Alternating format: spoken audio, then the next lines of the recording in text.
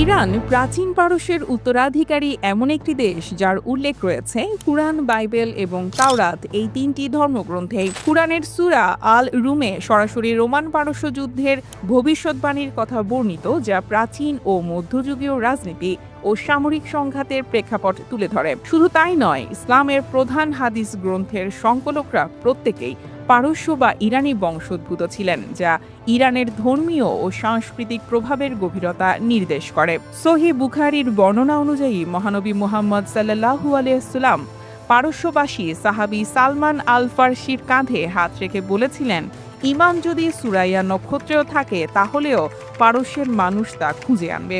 এই বাণী পারস্যের মানুষের জ্ঞানের ও আধ্যাত্মিক প্রজ্ঞার গুরুত্বকে তুলে ধরে। বাইবেলের দৃষ্টিকোণ থেকেও পারস্য গুরুত্বপূর্ণ। পারস্যের প্রাচীন রাজা সাইরাসকে একমাত্র অ-ইহুদি ব্যক্তি হিসেবে ঈশ্বরের অভিষিক্ত বলা হয়েছে।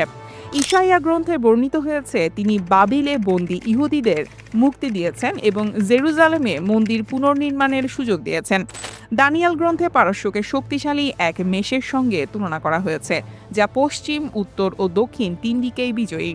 এছাড়া তাওরাতের স্ক্রল অব স্টারে পারস্য সাম্রাজ্যের রাজনৈতিক ও সামরিক কাহিনী বিস্তারিতভাবে বর্ণিত, যা প্রাচীন মধ্যপ্রাচ্যের সামরিক ও কূটনৈতিক প্রেক্ষাপট বোঝার জন্য গুরুত্বপূর্ণ। আজকের যুগে কিছু ইহুদি পণ্ডিত এবং বাইবেল গবেষক পারস্য সাম্রাজ্যের কাহিনীকে আধুনিক ইরান ইসরায়েলের সংঘাতের সঙ্গে তুলনা করছেন। বাইবেলের এজেকিয়েল ৩৮ অধ্যায়ে শেষ জামানার যুদ্ধের কথা উল্লেখ আছে, যেখানে পারস্যের নাম সরাসরি উল্লেখ রয়েছে। কিছু খ্রিস্টান ধর্মতাত্ত্বিক এটিকে ইরান ইসরায়েলের চলমান সংঘাতের সঙ্গে মেলানোর চেষ্টা করছেন। তবে বিশেষজ্ঞরা সতর্ক করে দিচ্ছেন, বর্তমান রাজনৈতিক বা সামরিক কোনো ঘটনাকে নিশ্চিতভাবে ধর্মীয় ভবিষ্যৎবাণীর পূর্ণতা হিসেবে ধরা উচিত নয়।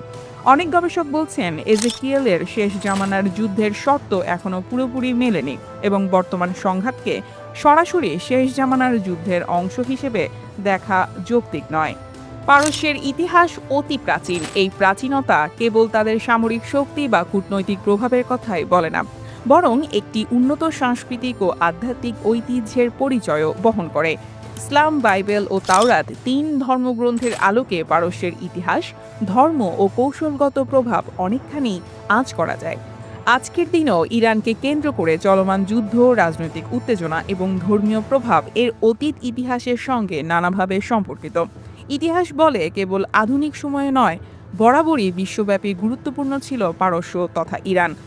বরাবরই নিজেদের স্বাতন্ত্র্য প্রতিষ্ঠার লড়াইয়ে অগ্রগামী তারা।